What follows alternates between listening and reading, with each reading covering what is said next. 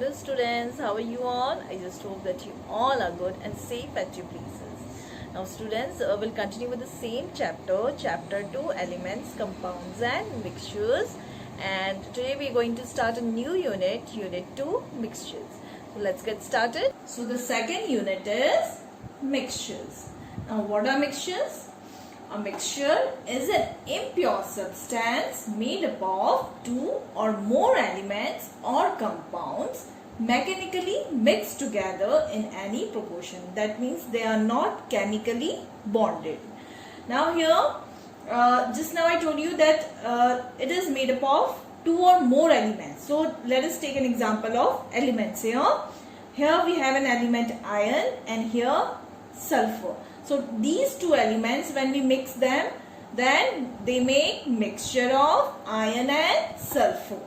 Now the second one is compounds. So how two compounds they mixed to form a mixture. And here we have taken sodium chloride and here the compound is water. Both these are compounds. So when we mix them, then they form a mixture of sodium chloride solution. Sodium chloride is common salt. And then the third one is element plus element and compound. So here element is sulfur and here element is carbon and the compound is potassium nitrate, and when these they mix together they form the mixture of gunpowder. Now comes types of mixtures. Now mixtures, it has got two types, homogeneous mixtures and heterogeneous mixtures. Homogeneous mixtures, they are the mixtures which have same composition and properties throughout the mixture. For example, alcohol and water, sugar and water, salt and water. So let me explain this with an example. Suppose I have a glass of water, okay, and if I add a spoon of salt in it and if I mix them well, then after a while you will see a clear solution of salt and water. That means you will not see the salt and water differently. You will see one clear solution or one uniform solution of water. This is homogeneous mixtures where the composition is same. And the heterogeneous mixtures, they are the mixtures which have different composition and properties throughout the mixture. For example, oil and water, salt and sand, chalk and water, etc. So here I have taken a glass of water, and if I add oil, 1 spoon of oil in it, and if I mix them well, then after a while what you will see? You will see a layer of oil above the water. Since oil is lighter than water, so it will form a layer of oil above the water, above the surface. So that means you will see the different composition. That means oil is different and water is different here. There is no uniform composition. That means this is heterogeneous mixture. Or you can say the mixture in which components they mix easily, then the mixture is called homogeneous. And if the composition of the components they do not mix easily, then the mixture is called heterogeneous mixture. Got it? Now the other mixtures are air. Now air is a mixture of different types of colorless gases. Now comes characteristics of mixtures. Here are 3 characteristics of mixtures. What are they? Components in a mixture are present in a varying proportion. That means that the proportion of components here in a mixture of iron and sulfur, they are components. So their proportion will be different. That means they will differ in size and they will differ in amount.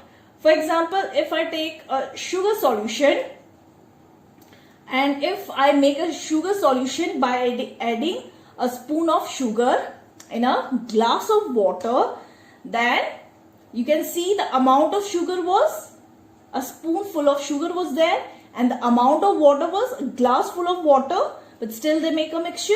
So the components of a mixture, they differ in proportion, they will differ in size and amount.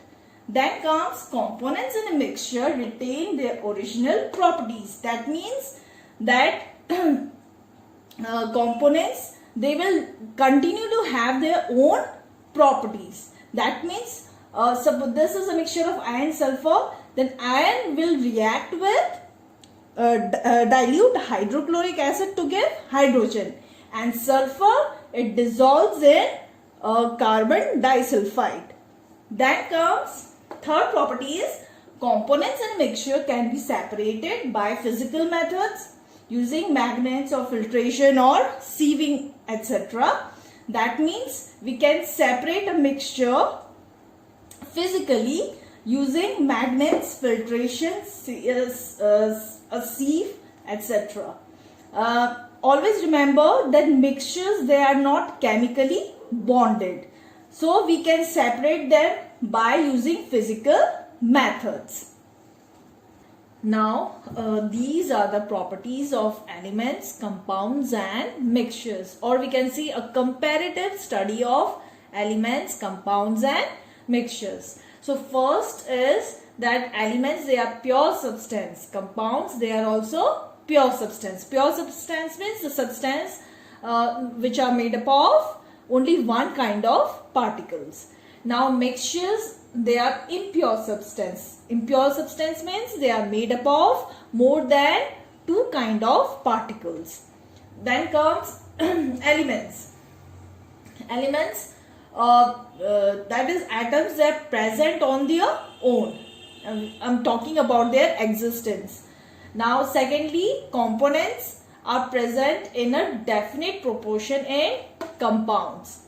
In mixtures, components, they are present in a varying proportion. That means the proportion is different in size, amount, etc.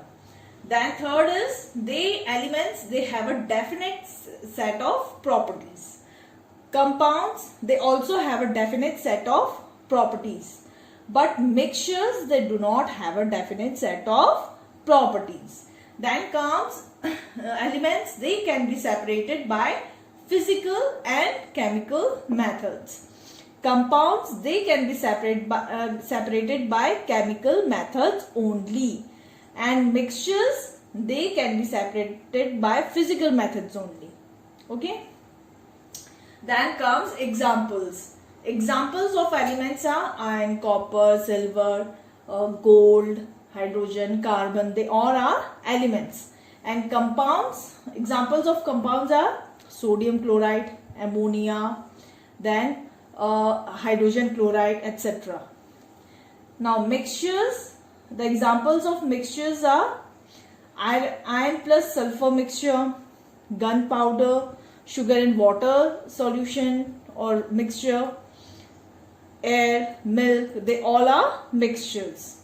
So these are the comparative study of elements, compounds and mixtures. Now after comparison comes separation of mixtures. Now mixtures, they can be separated by physical method. I told you. Now there are two types of mixtures, solid mixtures and solid liquid mixtures. And there are different techniques for these two mixtures. First we will take solid mixtures.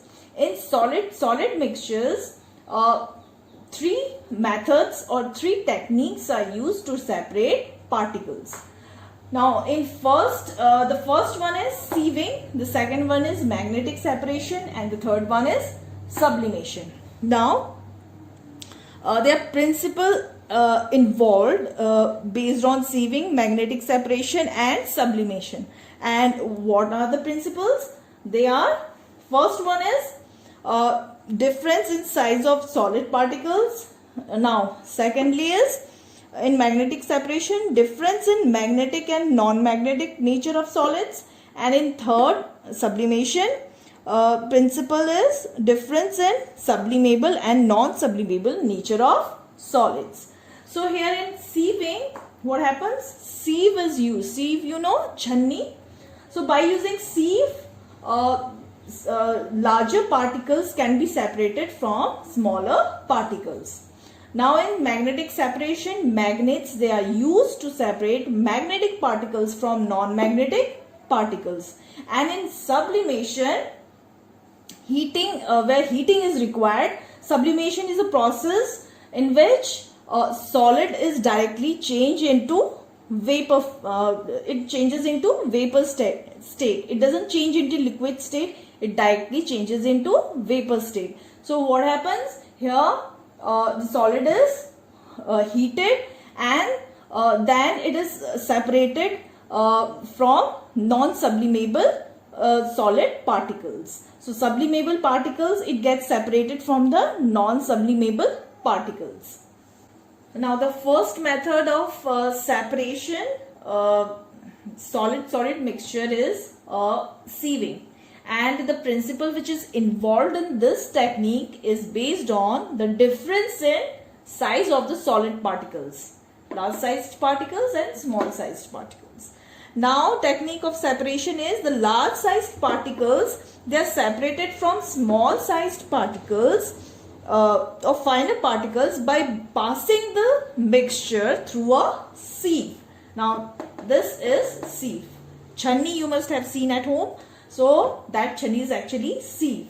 So what happens? The mixture is added from the top of the sieve, and the larger particles, they stay above, and the fine particles or small sized particles, they are collected below it on shaking the sieve.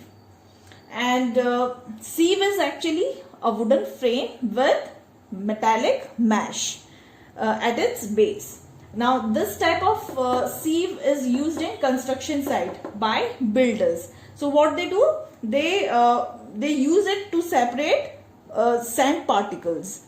So here what they do, they add particles of sand here, and the coarse sand or very large sized sand particles, they stay above the sieve, and fine particles of fine sand, they are collected below it.